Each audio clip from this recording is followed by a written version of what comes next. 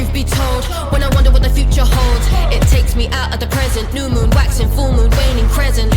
Life cycles, teammates or rivals. Soul search later as World War III, the goal's always survival. That's nature, day you're born when you meet your maker. Tears start chasing paper, burning trees or melting glaciers. But truth be told, when I wonder what the future holds, it's impossible to process, so I stay focused on my progress.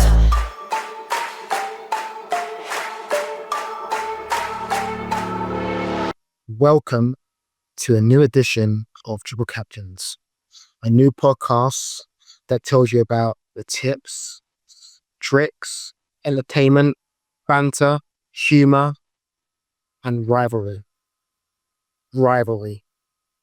And before I go on to speak about people to the left and the right, rivalry is the heart of this show. Because a year ago today, there's a lot of guests behind WhatsApp chat rooms, a lot of talking, frowning on my name. And before we carry on, champ. Before we get into it, you know we're going to get into it because we always got a lot to say, and people will realize this. Everyone that's watching right now, please subscribe, like on all the platforms. Your support is welcome and appreciated. We want to try and get his likes up in the hundreds and the thousands as quickly as possible and get this moving. We've got a lot to say, a lot of things to hit, so please show your love, show your support. Everything should be in the credits below and all the platforms. So again, please show your love. Second of all, we've also got a mini league which has cash prizes. It's free to enter. All you got to do is find the league. Again, everything is in the credits below. Enter the league and you're in. It's simple as that. So please remember, if you want to win, you have to subscribe. I don't want to be hearing, I'm in the league, but it's subscribed. No. You have to be a subscriber to win the league. So please do enter the league and subscribe with a chance of winning first, second, or third place. If you can beat me, of course, which is a big if. But, if you like it enough, then maybe you make me some money. So, guys. But I want to talk about a few things. And I think the best place I want to really start is the window. Before we get into the game, and I know there's a lot to say about the game and such, like, the transfer window is heating up now. Things are happening in the background, and obviously that's going to have an effect on the teams you pick. How do you kind of feel the window's going for you? Are there big winners? Are there big losers? What's your feeling right now? I guess it's the aim of it. For me, it's been a difficult window. I think, for instance, my own team, the Arsenal, has done well. I think because of all of the kind of hyperbole that we have around other teams, how well we've done is kind of been marginalized and other teams look as though they're doing better. But they all have different needs, right? So I remember having a conversation with the United supporter recently where he thinks that he's had a better window than what Arsenal have. But realistically, they've bought people that would have been backups for us. So for me, it's difficult to work out who the winners are. You definitely know who the losers are. Unfortunately, that is Newcastle. They got Love to. Yeah, definitely. With no Vaseline. I think United's front three will be decent though. I think their front three will be decent. I'm definitely happy that Arsenal got Gyökeres though. For me, Gyökeres will be brilliant by the end of the season to being one of the best, if not the best, signing of the window. I've sort of And Zubimendi. because for me, Arsenal have that goal scorer, and with him we've got one. Now there was the debate about Sesko or Gyökeres. In my opinion, we made the right choice. We've got someone that's ready now. And no, I'm not putting down Sesko. I think he'll be good, and I think he's one for the future. I just think Gyökeres will be now and will be that guy that can get 20 plus goals this season. And I'll stand on that. So, yeah. I think he's signing this season. Some pricing, you're right. He's like Gyökeres is what, 1.5 million more than Sesko's. Sesko's 7.5, so it could be a little bite. You say his numbers don't lie, right? So We should see. Yeah, the window's been a funny one for me. I think obviously Liverpool to me have won the window. I mean, it's not just the volume, but it's also the quality of players they brought in. It's undeniable the quality they've added to their squad, and they're really champions.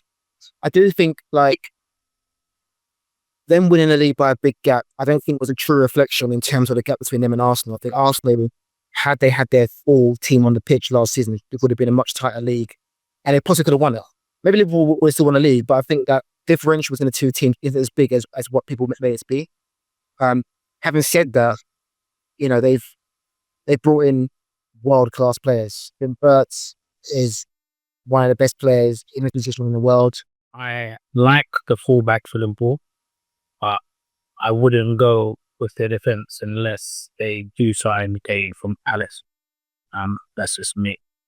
Their transfer window has been spot on, in my opinion. Do we think that Gay would play?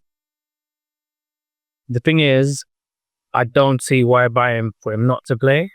The Canute situation would be interesting, but I personally, like I've just said, I've said it live and direct, think Van Dijk isn't at his best anymore. Still a good defender, but I just think, is he coming in to replace him and surprise everyone else who thinks it's for Canute? That's the question. I mean, we'll see. So what you're saying that Van Dijk has been cursed by the contract signing?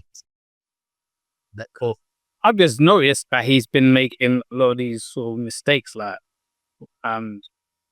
it's just made me think that, you know, he's still gonna get headers, he's still gonna get clean sheets, so like, you know, he's still gonna deliver points, but I just think that Liverpool defense ain't gonna be as solid as everyone looks, and I think that's why they're looking at centre back. Okay. And do any of you guys see anyone that's underrated out there at the moment? Like a transfer that's going through under the radar that we think actually they don't have a good season and they could shake things in the league? Look, I think Tottenham, as much as I hate to say it, I don't think they've done like fantastic business. But I think, you know, they've got Kudos, who I like as a player. I think he's got a lot of talent, and you know, Son was at the end of his career and was getting nothing last year. Obviously, he had a huge experience, but now that Kudos playing in a position, I think he can give him. Is he going to be playing in position though? Is it Olsen playing on the left, and then we either go on the right? I mean, I don't know, but I assume he's playing on the left-hand side of the pitch. He played for West Ham. That's not what I've seen in pre-season, but Well, I guess we'll see. But, you know, I think Thomas Frank is I like him as a manager. I think he was setting up correctly this season. And let's be honest, it can't be any worse than it was last year. So if you look at it for Tottenham, then they brought in a good manager. They brought in Kudos. Who else have they brought in that makes you think that their window was okay? Because I can't remember for some reason. again, they haven't made a lot of transfers. I think they're still looking to buy more players. I think before the window closes, I think they're going to bring a couple of guys. Clearly, they're looking for someone who can play in that 8 position, right? Madison is out for most of the season. They were tracking Eze for a while. So they're clearly looking for someone. Even when Madison was fit, they were still looking for a player in that position. So they're looking to address that position. And I think that somebody will come in. But as a team, I think them will be better this year. And I think that they've got a lot of players in their teams. You know, I was kind of impressed against us. Obviously, we controlled the ball most of the game, but I think their shape was good. So yeah, they're a team that's love watching. Play the first few games in fixture, so you know they could get off to a good start. Very special. Good meet. Yeah, confidence is a big thing in football. If they can get a good start and get momentum, they could have a good season this year. I'm not saying they're going to be like in the Champions League, but you know, maybe like 5th, 6th. That'd be a good year for them. Interesting. The signing that they made, Paulinho, right? He's good if he can get back to the form that he had at Fulham. Right, he'd do good for them. And unfortunately, it looks as though they've scored another goal. So that mob from down the road going to have a lot to say. They've got so many players that he can have time to adjust. But he's a 1v1 demon of both sides as well. He does need coaching, don't get me wrong, like, but he's going to be with a better coach. So if you're interested now, Still going to be their main winger. I think, what I would have said? I would have said Sesko was an overrated signing. But because he's got Mbromo on the right and Cunha on the left of him, and Bruno provided them ball to the middle, I think it's going to be difficult for him not to do well. So he's still getting more goals than Gyökeres, but I think I won't be able to say that now, if I'm being honest, because I think he will do okay. Do you know, whenever I play that, I know you're going to say yours art, but like Ilanga. Like I thought he was good for Forest last year, but I was wondering if he's more a system gun. And if he was a situation at Forest, he was a big fish in a small pond, and now at Newcastle. I'm not saying Newcastle are a big team, but 50, 60 million pounds. Look, I think that Murphy did well from last year. I think Murphy, I think people looked down on him, and Murphy was a go-to player for Newcastle, scored big goals for them, got a lot of goals. So look at Elanga coming in, and I'm not saying that I don't rate him, but I'm not necessarily think that he's a guy that's going to take Newcastle to the next level. I think he's just again. The Newcastle could be the team that's in trouble, especially with the Isaac situation. But guess we'll see. I think let's focus on our top picks for this opening few game weeks. That's probably something that we can talk about with interest because the days are closing in on us. So let's say, like, who's your top 3 picks, for example? For the next couple of game weeks, or in general, wherever you want to answer it. Yeah, I guess for me, when I look at top picks, I'm more looking medium to long term, like what they're going to be like over the season. So for me, I've probably got 3. That's based on some of the changes and nuances that there are now. So I think that Rice is going to do well this year. I think that he will do well because of the defensive contributions as well as the different weighting we've got behind bonus content. So for instance, now for the key passes that he does or the 3 assists and stuff, will get rewarded for that. Race progressive ones will get rewarded for that. So I've done a few calculations, etc., and I can see that there's a lot of upside to having. He's only 6.5. Another one was I had a look at Anderson's form, and to be fair, he's quite a beast for a good price. He's only 4.5, but you're looking at somebody that's getting 6 or 7 appearances per man. He goes in for headers.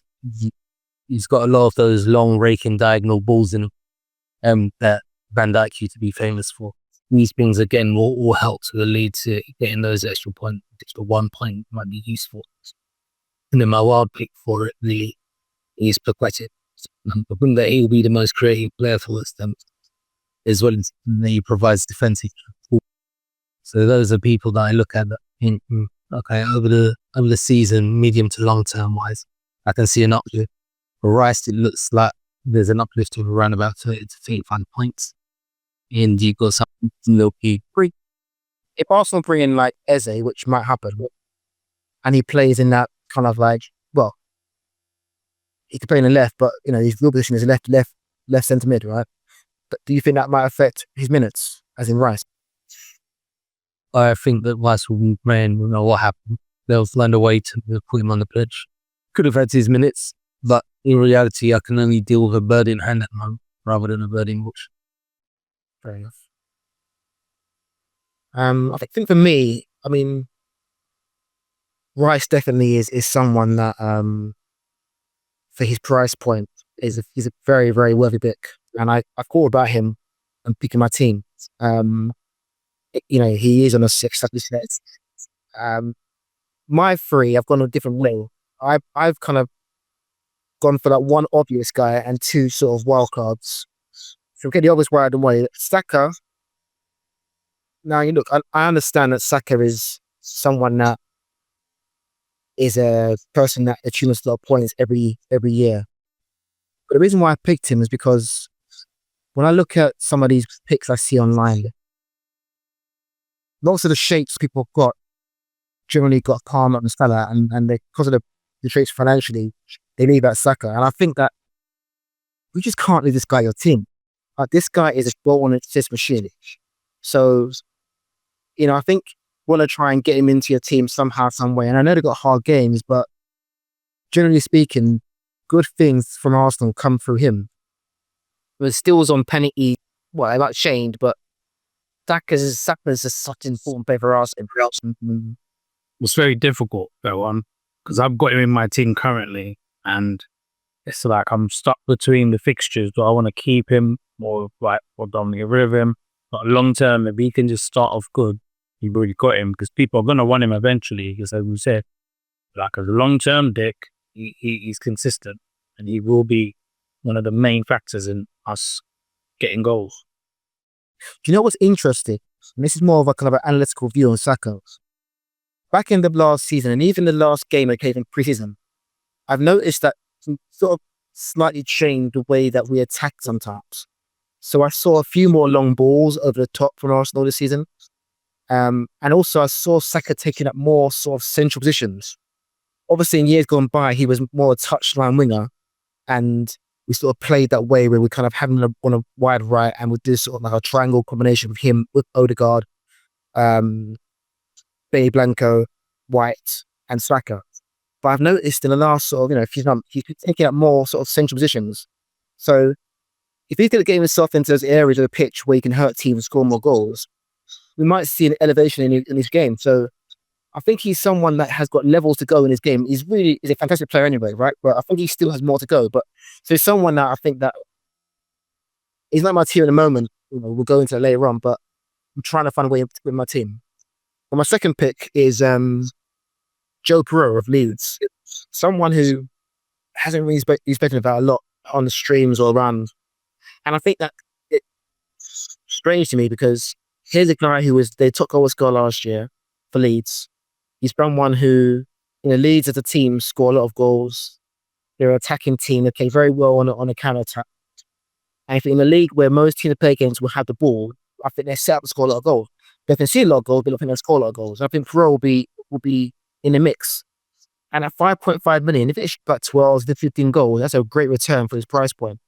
So he's someone that when you want to have a cheap option in games against Wolves, games against Brentford, games against Sunderland, he's someone that's worth having in the team to bring in his game weeks and playing free up front. But he's my second guy. And my last guy is... Isn't he compromised now? Sorry? Isn't he compromised now? It's the guy from Estee Lauder is Malone. Oh, the crossdresser. Yeah, Public Noons there. See, is he thick? Yeah, did that happen today? Yeah, he's going in on a free transfer. Okay. Look, I think we have to wait and see how it pans out. But he's someone that I'm keeping an eye on. My third pick, my last pick is Damsgaard. Again, it's a funny one because Brentford, I think everyone's counting him to stroll this year, and I understand that. They've lost Brent, they've lost Wimbo, they'll probably lose Wissa, they lost Norgard, they kept him. So we're looking at a big upheaval for the spine of their team. But Damsgaard got good rating incidentally last year. He might be on penalties, and he's a creative force. So I think that he's someone who could be central to a lot of good things to Brentford this year. So he's someone that has gone now, cheap price point, could be a sneaky pick and might be able to kind of generate some interesting points. But yeah, that's kind of gone for my danger this year. Yeah, sure enough. He's at number 10 as well, isn't he? Yeah. Yeah, so makes sense. I think with me, I've gone for one of the highest picked goalkeepers, and that's because Sanchez is the easiest way into the Chelsea defense for me. That curly head brother, Cucurella, 6 mil. I just felt I see them conceding goals still, even though they've got a good start to the season. If we get off to a good start again, I don't have to worry about getting them in later. So yeah, those are my top 3. So do you think the goalkeeper can transfer what he's been doing in Portugal to here? I don't know about the amounts of goals, but he could definitely represent himself well in the Premier League and get the minimum 20 plus goals this season. Actually, it's useful to pivot from where we are in this, because I did a few calculations around data, because clearly you can't just take data from what these players have done in domestic leagues elsewhere, whether it be the Championship, whether it be in a foreign league, and just drop them straight into the Premier League and think they will be exactly the same. So when you got that scenario, kind of what you want to do is you want to start forecasting. You can only do that by harmonizing what we can do with the data. So you've got to look at things like what's going to change in their numbers, how you're going to adjust. Is the quality of their opposition going to be different? Is the games going to be more intense? Right? Was the way they play going to be different? Right? Does it mean that they'll get less minutes? So when you do that, it helps you to harmonize what you would have got when you're looking at what their data would have generally generated last year, right? Against it's likely to be. And this year she was in the same. So for instance, when you look at Verts, based on what he was doing, and also just to confirm, these figures that you're looking at, this is based on like for like. This isn't based on taking into the nuances and they've changed the way that was going to bonus points now. Therefore, you definitely contribution points. So, like if you look at Verts, like last year, his Bundesliga, we was looking at about 6.3 points on the game week, whereas Harmlow or Masses, you'd be looking at about 4 points with it, right? And if you go through the list, you'll start seeing different people are dropping off and defining it. And so you've got a 17 with Cherokee, like with Gyökeres, obviously he scored, what was it, Hans? It was like 52 goals last season. Yeah, right. We was in the 50, he ain't going to get into the 59. This has made a very good point. With Havertz being at Arsenal, I can see it's the same thing like with some of the other players that are in Arsenal and other teams. There's going to be so much rotation this season, people will lose out of minutes, and that's the difference. I think Gyökeres won't get those 90 minutes all the time like he was in Sporting, so it's a fair point. But I still see 20 plus goals, so sticking to it. Nothing's going to change my mind. And look, to be honest, like the drop off with him, even though it's a drop off, like it working out to him getting about 5 points a week, it would still work out to him getting around about 200 points for the season. Like, those are good figures. Like when you're looking at Frimpong, is just under 7, and you drop to just under 5. And fortunately, we've got to get in the step because he was one that Guffs was mentioning. Whereas it's a difficult sample pool with him because he was playing at the start of the season. Then he got dropped and so you don't have much to go on with him. Will he drop down to having an average of about 2 points a game? I don't know. So it's based on the fact that they go into next season playing the same level of minutes. Where so you factor that into when you're harmonizing it as well, because you assume that they're not going to play as much and so on. So it's like, for instance, I think the guy that you've been talking about, Guffs and Puro, like looking at that, if you were to like for like take his data from last year and just apply it to what he would have done in FPL, he'd have scored over 300 points. We're talking about elite level points scoring there. But the reality is there's nobody that has come from the Championship that has got elite level scoring. Like the best was the guy that was at Fulham that's all. And even he, like it was a 200 and so on. And that was the second time around when I was in the Premiership, not his first. And so it'd be difficult for Perot to match, as well as now possibly being compromised with minutes, because you've got Calvert-Lewin just coming. But it is an interesting one to have a look at. The data is out there. And I'm sure over the next couple of days we'll be posting a few things just to help people think about the kinds of things that are out there and what they're doing, decisions that they're making. But for instance, like I say, the nuance that was missing from here is this doesn't take into account the bonus point weighting, it doesn't take into account defensive contributions, right? Which probably takes us into what we really want to talk about next. Like, from your perspective, Guffs, what do you think of the new points changes, the rules, and what does that mean in terms of scoring shifts? Who do you think is going to benefit the most? It's a good question. I mean, so if we start with the defensive,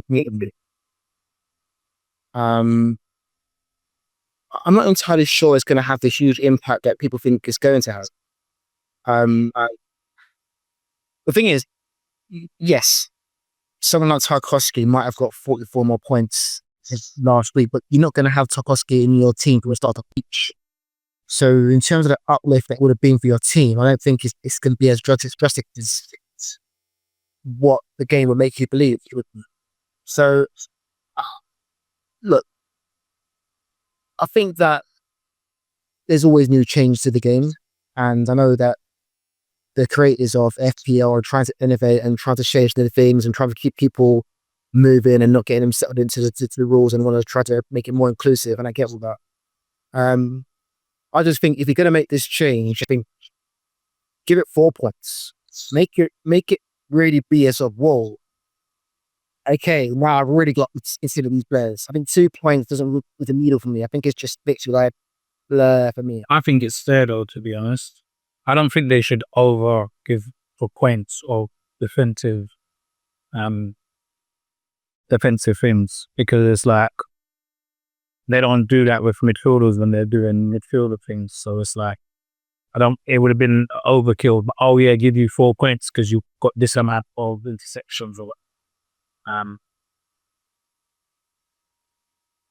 Sorry, the reason why I say it should go a bit more is because when you look at the overall points and we look at the highest scorers of players, I want to see the highest scorer can be a defender. It's always a midfielder and always a striker, right? I mean, so for me, if they were giving it a high like 4 points, you've now got an opportunity where the highest scorer in the game could be a defender. So you've now got a real decision about like, do I go super defensive or do I go super offensive? Right now, I think when you're picking a team, you're always going to try to attackers and midfielders in your team, because ultimately they're the guys who are going to get you to 200, 300 points, whatever it may be. But defenders are going to sit in that hundreds or something region. So it doesn't make sense to sort of like overdo the defense, in my opinion. But they could have really made it a real sort of like needle mover by pushing it to like 4 or 5 points. Am I making sense? So, yeah. I just think that it's fine at 2. I just think we don't need it to jump from nothing to 4 points for doing it. I think it has been a big jump. And I think we're underestimating it as well. It was more of a sensible jump for me personally, rather than just jump into 4 all of a sudden. Just to actually see how it works out. There has been defenders that have hit 200s before, the ones that actually get creative points. And there might be some this season that get it. There's a few defenders that could reach those heights this season, just with that little addition. I think more importantly, like the chips being available twice in the beginning half of the season and the second half of the season will have more of an impact. Because it means that there will be more people engaged, and some managers that might drop off once they're not doing as well will know that, well, I've still got more chips and keep hope. So I think it's going to keep managers engaged longer. And I think that's part of the reason why you've got the defensive contributions points in place, because I think the idea is really to keep the average player more engaged. I also think that it's easy for us to look at the defensive contributions and dismiss it, to say, well, it's only 2 points, etc.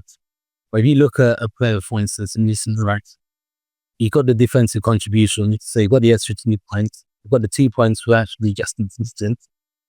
But let's assume that he got an assist as well, and he got a clean sheet. Then all of a sudden, he's got as much points as your captain, because your captain only blanks for the week. So we have a chance with defensive contributions, and even the one they changed the weighting around the bonus points to make up a gap between you picking your wrong captain and you having other players in your team, as well as the fact that the pattern for defensive contributions are going to be with players that are in teams that are always chasing, that don't have the ball much. Right? So they are inevitably going to be the teams that you get enablers for. That you'll go with a 4 million defender or a 4.5 million defender that you wouldn't usually be expecting much from. But actually, they may be able to surprise you on a couple of weeks.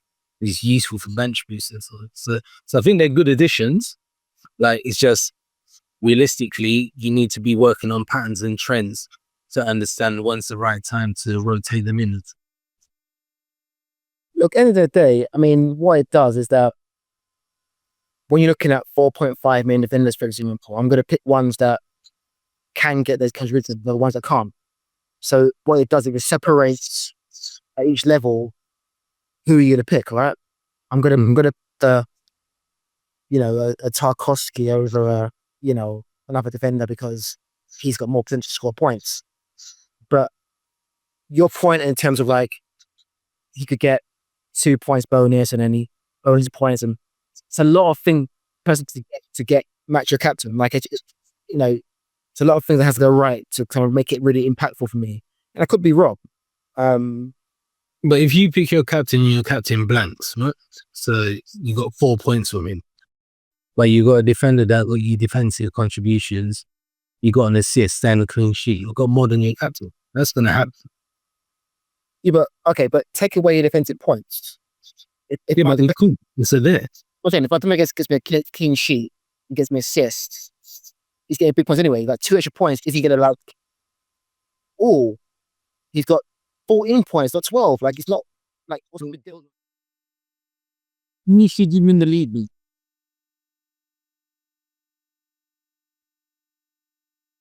You won the league by a point, a singular point. Yeah, a singular. So there's the 2 point from the defensive contribution might actually help. Look, every point counts. Like that's the name of the game, innit? The game is about accumulating points. I'm not saying that the chip is dead. I'm not saying that it has no value. I'm just saying that it would have been nice to be really impactful. Okay, something like, whoa, okay, I've now got additional image. Maybe I just think that's a bit overkill. Like a striker gets how many points for a goal? So you want this to be the same amount for a goal? Doesn't make sense. I think just because the defender can still get goals, assists, he can still get everything else. So why would you want it to also make a defender's points is based on the team, right? So if a striker scores, he's scored a goal. He's got his points. Whereas I'm not saying the defender scores, he gets to go. Which is the defender's job is to defend, right? So that's where he gets a clean sheet. If he gets the clean sheet, his points. And no, I don't. I get that. But the point I make is that there's 4 guys in the keeper back game that are contributing to the clean sheet. Do you know what I mean? So it's a team. So the individual that could get a clean sheet that has defensive contributions gets an extra 2 on top, which obviously boost his chance of getting the free bonus on top of that. Giving him 4, you're going to go back clean sheet. Say he gets a goal, a clean sheet, 4 on top of that. I think 2's the right way to ease it in and see how it impacts FPL. And then they can always change it. But we're sticking on this too long, in my opinion. It's a new edition. FPL changes something every season. Every manager just has to adapt and just see how it goes. Overall, obviously we agree that it's a good addition in a sense for defenders' contributions, regardless of how much points it is. Any of you using your chipping Gameweek 1? So I was mega tempted to do the bonus and bench bonus. But I'm having second thoughts. I guess when it comes to my team, I've got 5 people I'll consider as secure in my team. I was aiming for the bench boost, but it's got to a point now where I'm having second thoughts. There's the fair rotation. So we're on this team. Always in Hots. What you got? Beto for me is someone that I was considering because I thought he'll be a guaranteed starter and they got a decent start. But they got that guy Barry. He's had a crap pre-season. So if I could potentially save some money on him, I could spread that extra mil or so around my team. I wanted him because of the bench boost. That's what I was focusing on. But now it's like I'm just not sure. We've got the 5 that I definitely gonna stay in my team is obviously Salah and Palmer, Saka, who again has got difficult games, so it's a tough choice because Arsenal's fixtures, I believe, are the toughest. They got the toughest start to the season, but I've got 2 attackers in Saka and Gyökeres, who's another guarantee in my team, and I think Pedro. Those are the 5, but I'm not going to change. Adingra, who I said is my, hot pick to start off with, he's going to be there for the first 2 games, and he's going to be starting both of them. If he lets me down, then he's out of it. But I think having second thoughts on the bench boost, because I was happy to bench boost with this team, but I'm not anymore. So to be honest, I've been having thoughts of who to change already, but I didn't have time to get it updated before the show. I'm sure we're all just so that you know, like this year, I'm not going to be doing the dad jokes of messaging everybody 5 minutes after the deadline. We're doing this show. I have to keep it real, don't I? Most leagues have someone that does that joke anyway. So we're a substitute to do that. What about your team? Who would be your secured players? So secured at the moment, I've got Frimpong, although I have concerns with him. More from the fact that I think that he'll get rotated with Bradley, but I think long-term wise, he's the pick. He's actually my concerns of other people that we've got locked in. I've got Haaland, I've got Watkins, I've got Palmer. I've also got Gakpo, someone that's underrated that I think will be locked. I think that from what I've seen over pre-season, he's constantly played on the left. I think what we have with him is somebody that is effective. He's not as static as TV, but he puts numbers on the board. In defense, I wanted to get into Middlesex White's defense, and so that's the reason why I've got Spence there and the Carl. I like that Spencer pick. I'm playing there, certain to run, but I do like that. Especially if you doggy out, if he stays injured, it's a good. Expensive is a little sneaky one. I mean, obviously Tottenham have been they got injury to the nearest hit we got there up there, but their left back who's injured at the moment, which means that it wasn't. They said you doggy. Yeah, sorry, beg your pardon. Misheard you, but Spence was, he came in last year and played a lot of games. I like him a lot. He's a good player. The other one that I'm concerned on is Gay, because if he goes to Liverpool, I'm not really fancying having 2 Liverpool defenders. So I'd need to squat in terms of a 4.5. And then Geoff, he got very good attacking returns last year. From what I've seen in pre-season, I've liked what I've seen.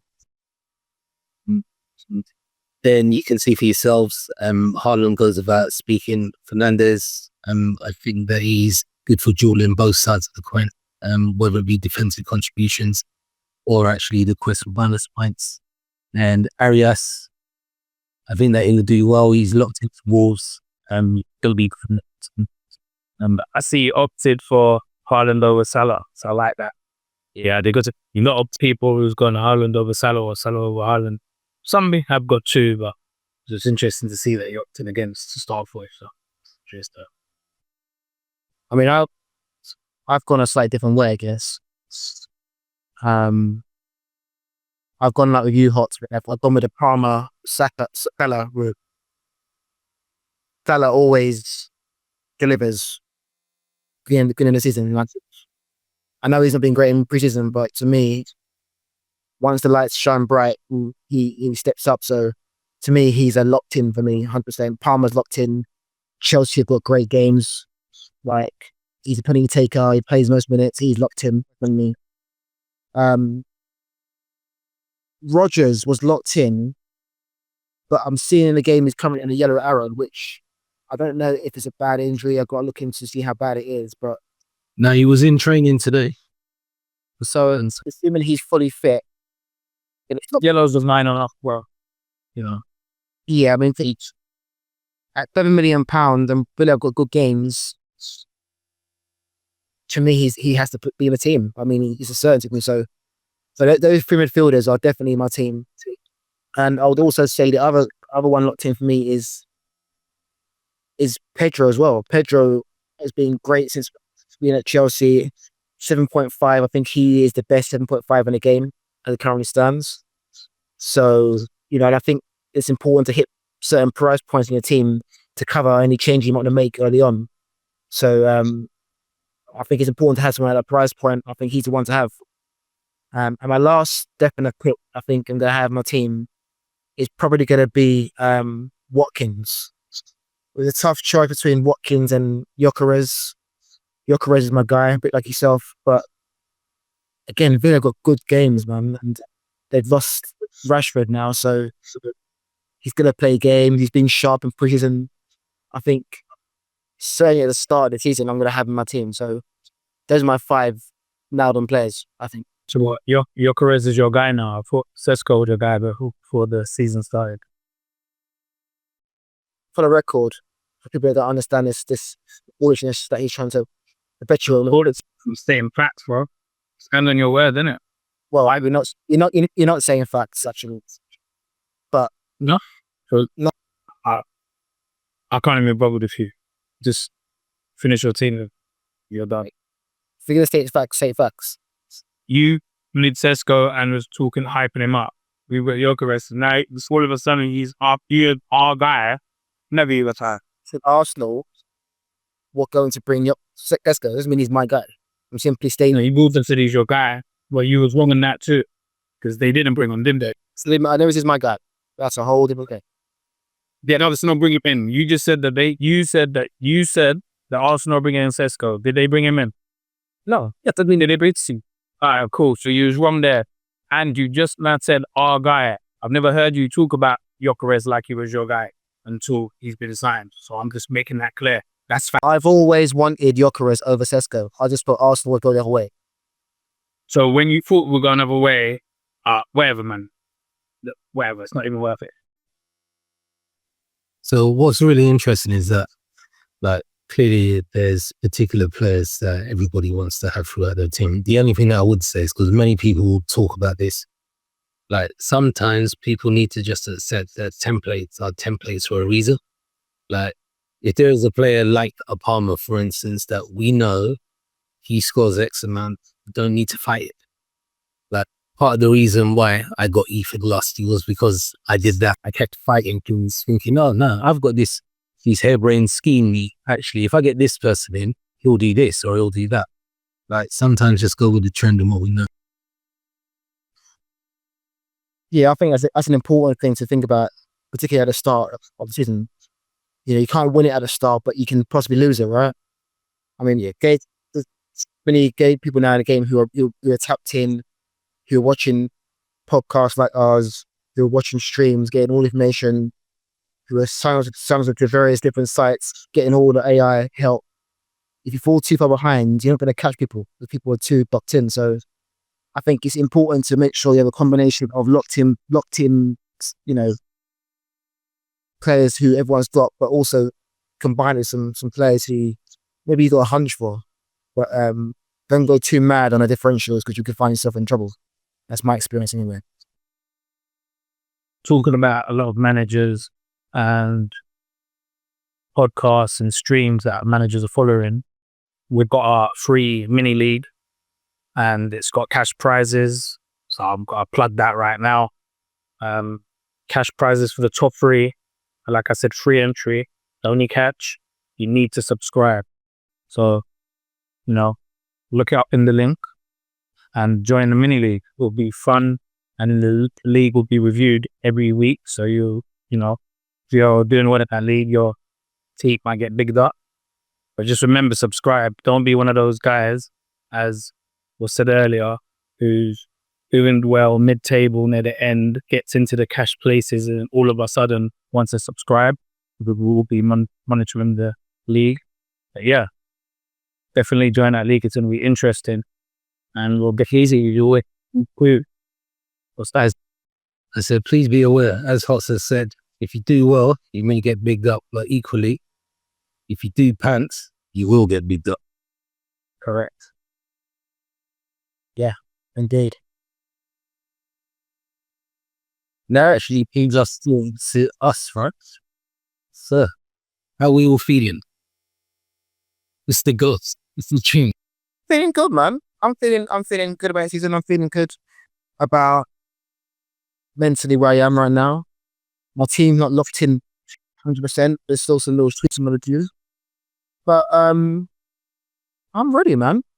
I'm ready. I know there's some people in this particular room right now who are gunning for my throat. I'm here for the smoke. It's all good. Like, you know, Yeah, you're on your run for that. Tots can see shaking his head and I'm not gunning anyone's throat in here, so I don't know what you're going on about. But what I would say for me is that at this stage of the season, when the Gameweek 1 hasn't kicked off yet, it can be a frustrating part because you have a team and you just keep on changing and changing and changing. And I'm definitely going to change my team a lot now, but I'm at a stage where I just want it to start. Once it starts, then you just got what you've got, and then you got to take it from there. And that's when I start to get into it properly. At the beginning, when I've got my team and I'm keeping adjusting things, it gets a bit annoying. so you say you're gonna take me out? Is that, you know what I mean? You're beam the show. Well, you beat me last season. Well done to you. But, I think it's just going to go back to business as usual for me. And I'll be where I need to be. That's as simple as that. It'll be where it needs to be. Yeah. Well, I usually am, innit? Where you usually am. Correct. So for everyone that's listening, what we should be clear about is, as much as Guffs is excited, if he's been playing for the last 9 years, the last 8, he's guffed it up. And all of a sudden, he's suddenly the best player since sliced bread.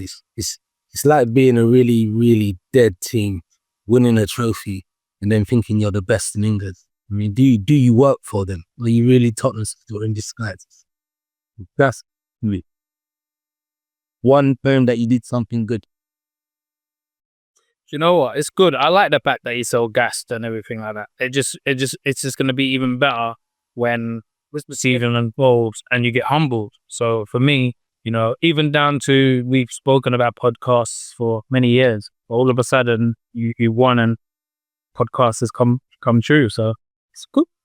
It'll just be a breakdown of what it's really like for everyone to see, but you get put back in your place live. So it's calm, innit? What's this? You're nothing like Thanos. You're nothing like Thanos. You know what I mean? Sing like Thanos. I got the first ring. I'm going for number 2. But Let's talk about his first analogy. You're not like, innit? Tell him, fucking hell. Anyway, people, it's been a good one. yeah. All right. Peace, guys. Not even peace, guys. Like, subscribe. That's important, not peace, guys. Be told when I wonder what the future holds. It's impossible to process, so I stay focused on my progress.